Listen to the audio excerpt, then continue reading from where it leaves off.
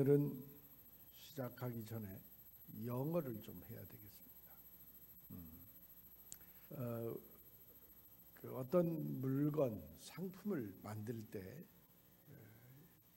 우리나라도 이제는 생산자를 기록하게 돼 있어요. 반드시 생산자가 적혀 있습니다. 그리고 또 유기간도 다 적혀 있죠. 외국으로 수출하는 그런 다국적인 상품을 만들어낼 때는 반드시 생산 국가를 적게 되어 있습니다.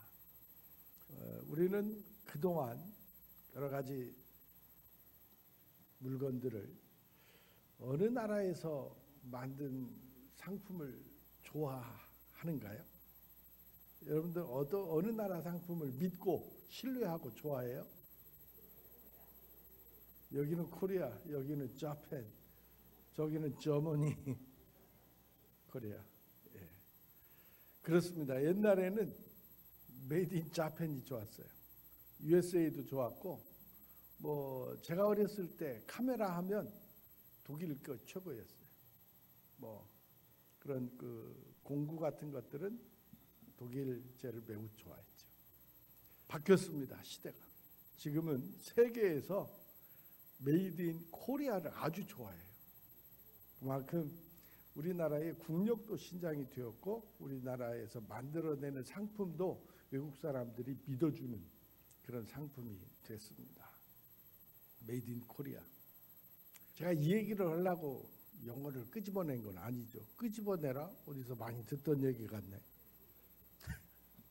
네. 메이드 인 갓이라는 말 들어보셨어요? 별로 안 쓰죠? 한번 따라서 해봅시다. 메이드 인 갓. 어떤 상품이 메이드 인 갓인가요? 벌써 눈치채셨네. 그렇습니다. 내가 메이드 인 갓입니다. 나를 누가 만드셨다고요? 하나님이 창조하셨어요. 이거는 과거형이기 때문에 영어로 표현하자면 I was created by God. 좀 발음 괜찮은가요?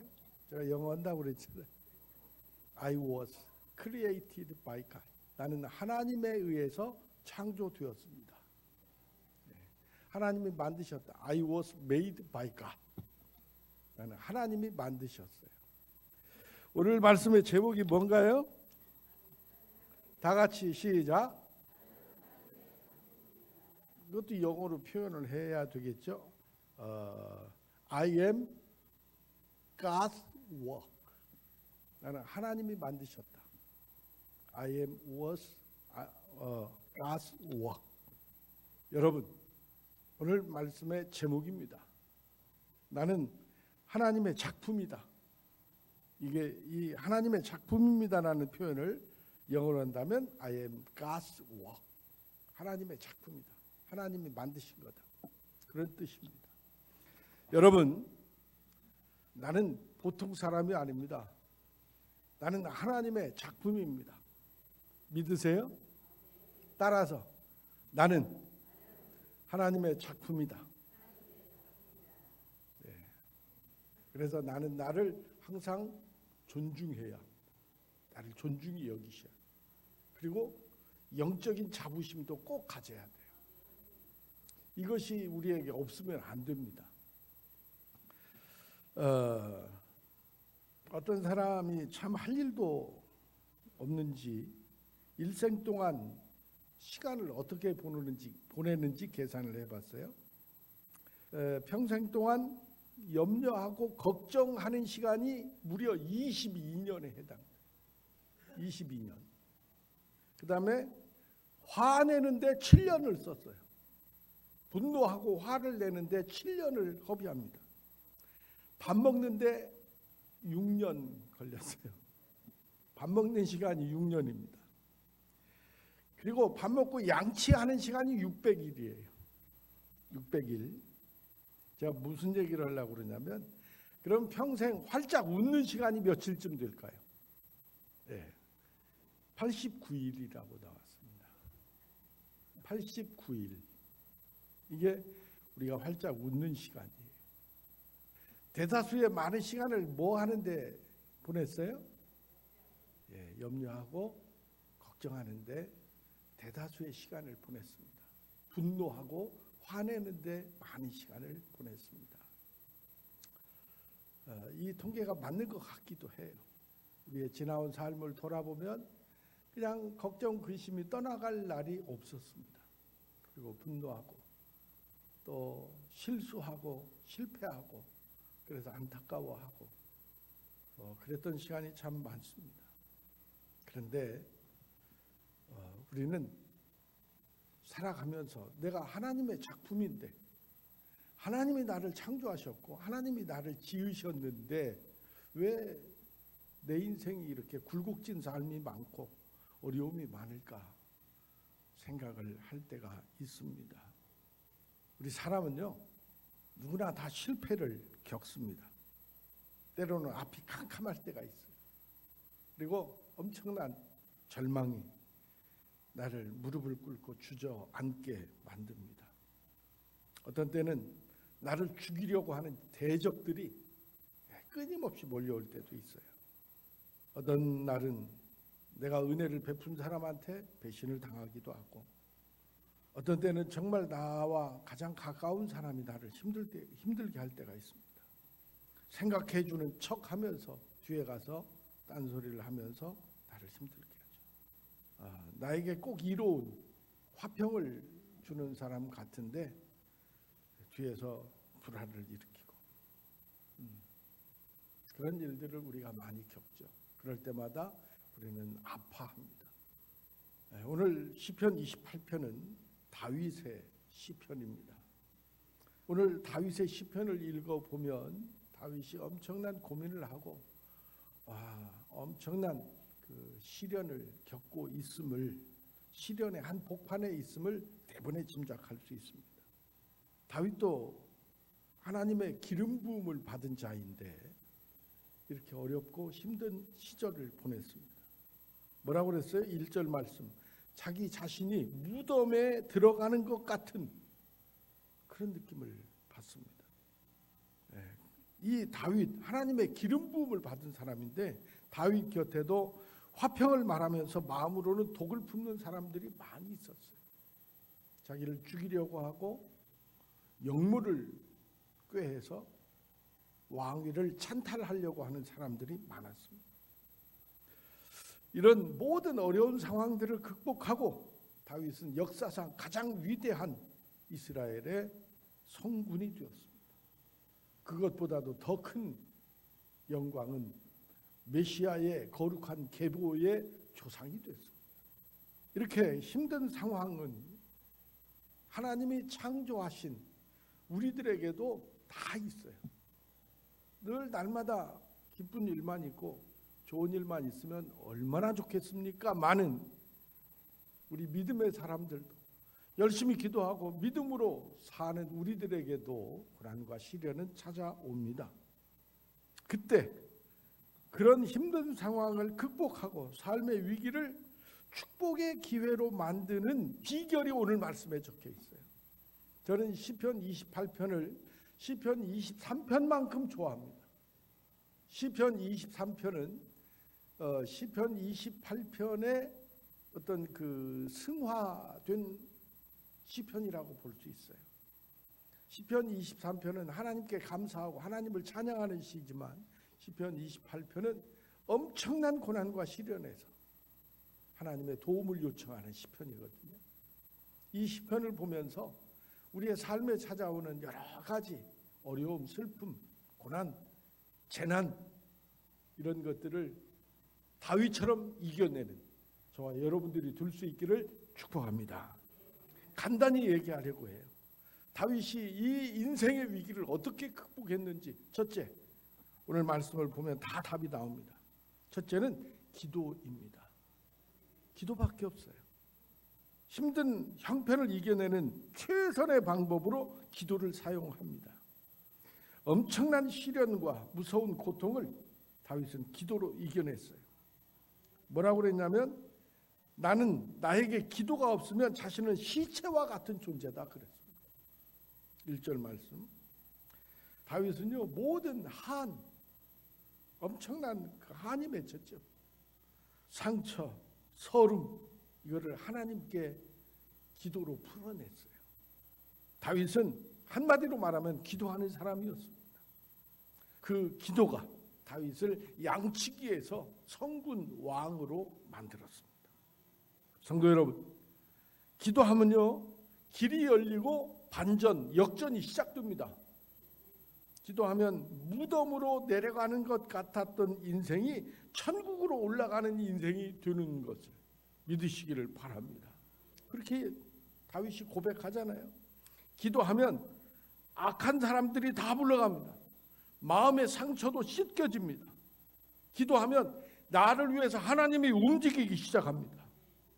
새로운 역사가 시작되는 시점이 됩니다. 기도하면요 꽉 막혔던, 아무런 길도 보이지 않고 생각도 나지 않았던 나의 머릿속에 하나님이 지혜를 넣어주세요. 성령께서 길을 열어주십니다. 다윗의 수많은 이 엄청난 아름다운 시편도 기도하면서 만들어진 거예요. 기도하면요 내 자신 스스로가 감동이 돼요.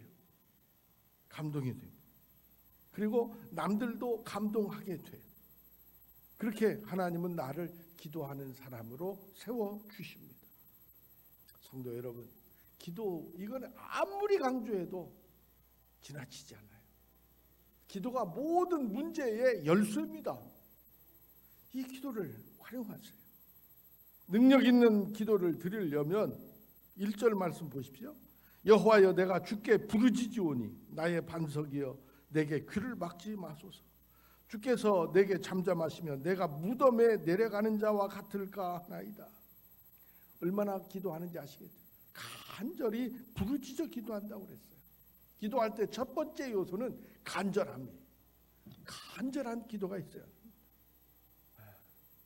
2절 말씀 보십시오. 내가 주의 지성소를 향하여 나의 손을 들고 주께 부르짖을 때에 나의 간구하는 소리를 들으소서. 다윗은 하나님의 영이 머무시는 성전을 사랑했습니다. 성전을 사랑했다는 표현은 다윗이 성전에서 하나님께 기도했다는 것이죠. 하나님을 사모하고 성전을 사랑한다는 말입니다. 여러분, 우리는 어떻게 기도해야 할까요? 주님을 사랑하고 주님의 몸된 교회를 아끼고 사랑하며 기도해야 되겠죠. 그리고 또 다윗이 어떻게 기도했다고 했어요? 손 들고 기도했다고 그랬습니다. 손을 들고 기도했어요. 여러분 손 한번 들어보세요. 여러분 손 들고 몇 번 기도해 보셨나요? 내리세요. 손 아프니까. 손 들고 기도하는 것도 좋은 표현입니다. 나의 심경을 하나님께 고백하는 좋은 표현이에요. 손을 드는 건 뭐예요? 손 들어! 손 들잖아요. 이건 항복이에요. 항복. 손을 든다는 건 저는 아무것도 아닙니다. 저는 무익한 종입니다. 저는 하나님이 힘 주시지 않으면 힘을 쓸 수 없는 사람입니다. 이런 고백이에요. 손들고 기도했어요. 손들고 기도하는 것은 나의 욕심, 나의 이기심 이런 거 다 포기하고 하나님께 항복한다는 뜻이에요. 그래서 기도는 내 생각, 내 뜻을 다 버리고 하나님의 뜻을 내 안에 채우는 거예요. 하나님의 생각을 내 안에 채우는 거예요. 나를 향하신 하나님의 뜻을 채우는 거예요. 이렇게 기도를 통해서 하나님의 뜻을 찾았으면 그 뜻대로 헌신하면서 살아야 되겠지요. 이 기도가 간절히 부르짖어 기도하고 성전을 사랑하며 나의 무익함을 고백하며 하나님의 은혜를 사모할 때 다윗의 기도를 들어주신 하나님이 여러분들의 기도 반드시 들어주시는 것을 믿으시기 바랍니다. 6절로 7절 말씀 보십시오. 여호와를 찬송하며 내 간구하는 소리를 들으심이로다. 여호와는 나의 힘과 나의 방패이시니 내 마음이 그를 의지하여 도움을 얻었도다. 그러므로 내 마음이 크게 기뻐하며 내 노래로 그를 찬송하리로다. 찬송으로 시작해서 찬송으로 끝나잖아요. 6절 7절 말씀. 찬송입니다. 다윗은 기도하면서 응답의 확신을 얻고서 기뻐하며 하나님을 찬송했습니다. 여러분, 어떤 때는요 기도가 안 나올 때가 있어요. 그렇죠? 기도가 안 나올 때도 있어요. 그럴 때 찬송을 부르십시오. 찬송으로 시작해서 찬송으로 끝나면 그 찬송의 가사들이 나의 기도가 됩니다. 그때 하나님이 감동하시는 거예요. 기뻐하며 찬송하십시오. 슬픔 중에도 기도하고 찬송할 수 있죠. 그러므로 여러분, 기도가 있고 찬송이 있는데 왜 실망하십니까? 실망하지 마세요. 용기와 자신감을 잃지 마십시오. 어떤 어려움이 나에게 찾아오더라도 지금 순간에 말씀을 보고 그리고 듣는 자리에 있다고 하는 것은 아직도 나한테 축복의 가능성이 무한하다는 얘기예요. 내가 몸이 아픕니까? 기도할 수 있죠. 찬송할 수 있습니다. 환경이 아무리 암담하다고 해서 내 마음까지 울적해지고 마음이 낙심하면 안 됩니다. 현실은 어렵더라도 진짜 중요한 것이 아직 나에게 가득 남아 있다고 그렇게 여기면서 기뻐하고 감사할 때 시련이 축복으로 바뀌는 줄로 믿습니다. 이런 극적인 반전의 때가 여러분들에게 곧 찾아오는 것을 믿으시기를 바랍니다. 그래서 기도하고 찬송하는 시간이 우리에게 열려 있는데 어떻게 해야 되느냐? 다윗은 오늘 말씀에 8절 말씀에 고백을 하고 있습니다. 시련 중에, 엄청난 고난과 시련 중에 기도와 찬송을 통해서 기쁨을 회복할 수 있었던 것은 다윗에게 뭐 어떤 의식이 있었을까요? 소년 시절에 형들을 다 제끼고 사무엘 선지자가 자기에게 기름을 부어주었어요. 너는 장차 이 나라의 왕이 될 것이다. 그 기름 부음을 받았어요. 8절 말씀에서 그래서 다윗은 이렇게 고백합니다. 하나님께서 기름 부음 받은 자의 구원의 요새가 된다고 믿었기 때문입니다. 나는 하나님의 기름 부음을 받았다. 여러분들 이제 저의 그 설교에 그 강조하는 그 덕목이 뭔지 어느 정도 아실 거예요. 제일 많이 하는 얘기가 뭐죠? 너는 왕 같은 제사장이다. 하나님의 택함을 받은 왕 같은 제사장이다. 이 의식이 우리에게 있어요. 이게 뭐냐? 바로 영적인 자부심이라고 그랬어요. 거룩한 자존심이라고 그랬어요.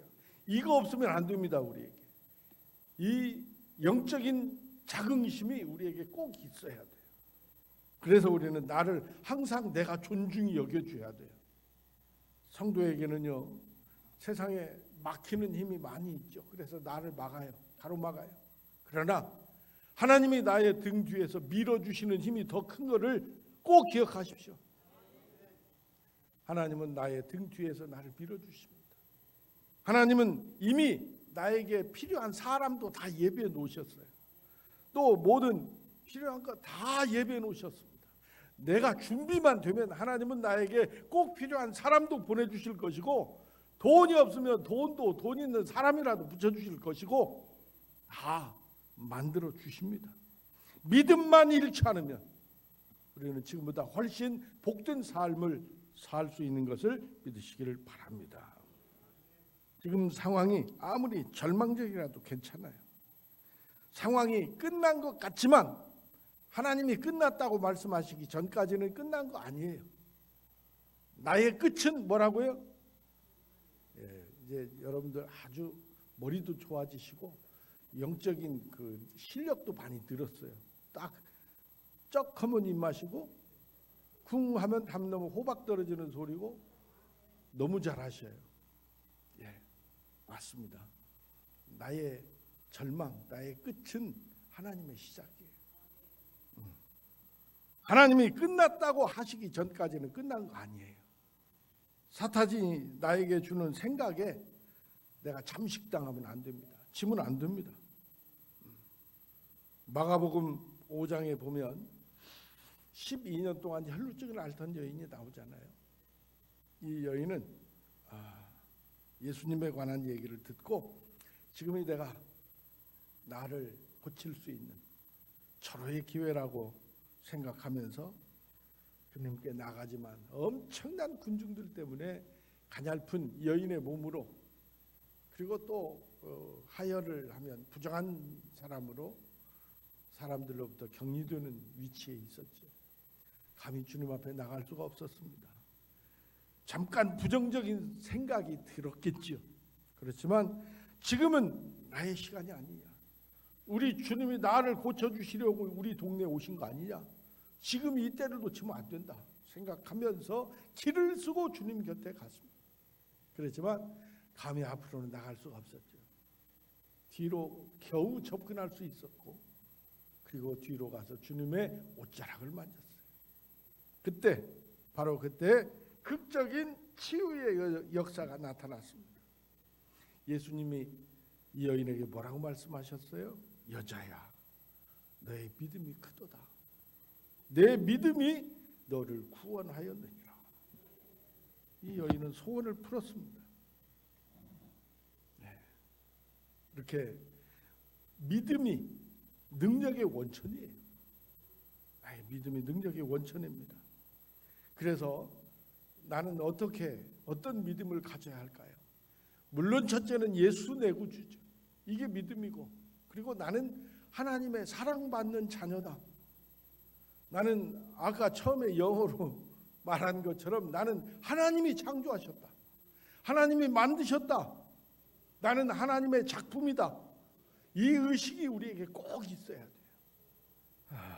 어떤 사람은 생각합니다. 정말 내가 꿈꾸는 일이 현실로 다가올 수 있을까? 내가 지금 몇 년째 노력하고 있는데 변하는 건 없고, 꿈은 저마치 멀리 달아나는 것 같습니다. 이제 이걸로 끝인가?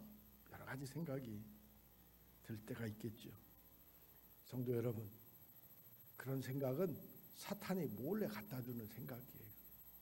그런 생각이 들면 사탄아 물러가라 외치세요. 사탄아 물러가라 외치십시오.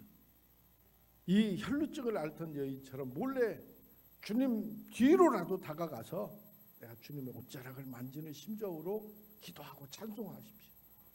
그리고 나를 격려해 주십시오. 나는 하나님의 사랑받는 자녀다.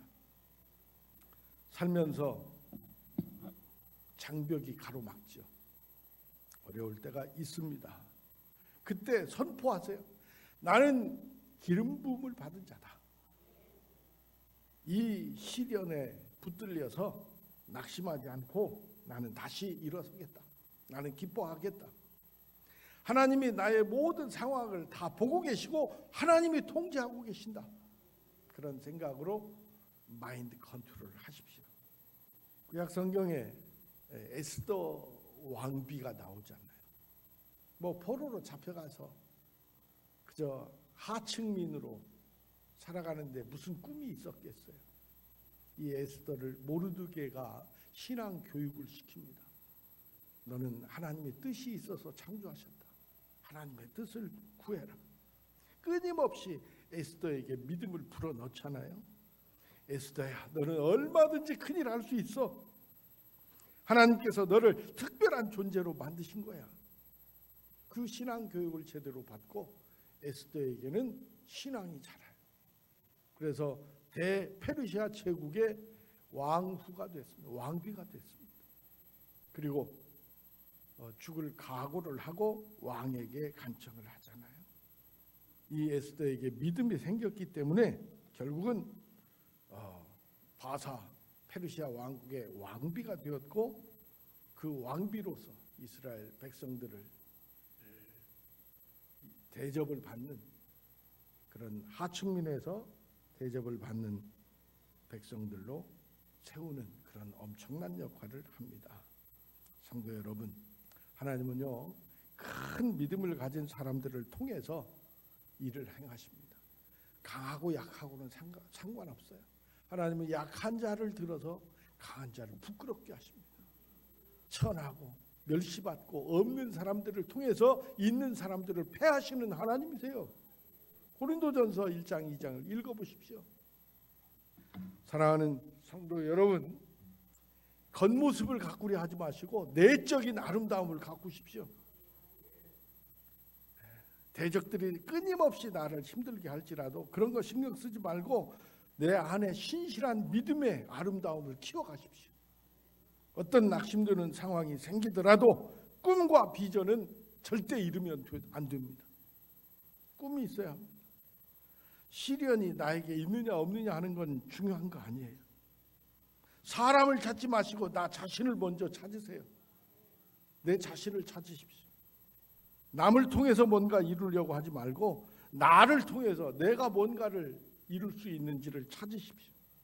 나를 사랑하고 내 삶을 가치 있는 인생으로 내가 올려야 돼요. 오늘 여러분들에게 부탁하고 싶은 말씀은 나의 가치를 새롭게 발견하시기 바랍니다. 나는 하나님이 소중하게, 가장 소중하게 여기시는 하나님의 작품이에요. 남과의 그런 관계를 생각하기 전에 하나님과의 관계를 늘 생각하십시오. 나는 지금 하나님과 밀접하게 연결되어 있는가? 나는 하나님을 멀리 떠나서 세상에 가까이 가고 있지는 않는가? 그런 생각을 늘 하시기 바랍니다. 나는 주님 안에 있어야 합니다. 그래서 주님 안에서 나를 존중하는 삶이 되어야 되고, 나는 하나님의 작품이고 하나님의 명품이고, 나는 하나님께서 제일로 사랑하는 특별한 존재다 라고 하는 이 자의식이 나에게 있어야 합니다. 하나님의 위대하고 거룩한 이름이 내 작품에 써 있어요. 유명한 화가의 작품에 그 화가의 이름이 새겨진 바로 그 순간에 엄청난 값을 매길 수 없을 정도의 값이 매겨지잖아요. 뭐 저는 피카소 그림은 아무리 봐도 나보다 못 그려. 아무리 봐도 나보다 못 그리는데 값은 천지 차이가 나요. 참. 그런데 여러분, 내 인생 작품에는 누구 이름이 써 있다고요? 누구라고요? 예. I was made by God.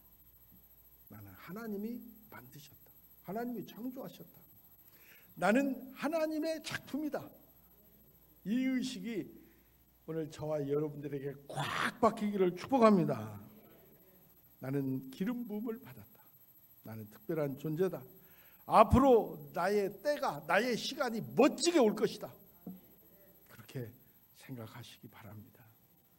그런 믿음을 가지고 흔들리지 않고 나가면 에스더가 왕비가 된 것처럼, 도망자였던 다윗이 왕 위에 등극했던 것처럼, 요셉과 다니엘이 그 포로된 백성의 신분에서 한 왕국의 총리가 되었던 것처럼 여러분들에게도 꿈과 같은 그런 축복의 시간이 꼭 올 줄로 믿습니다. 이제 이런 의식을 가지고 여러분들의 인생을 멋지게 개척해가는 성도님들이 되시기를 주의 이름으로 축원합니다.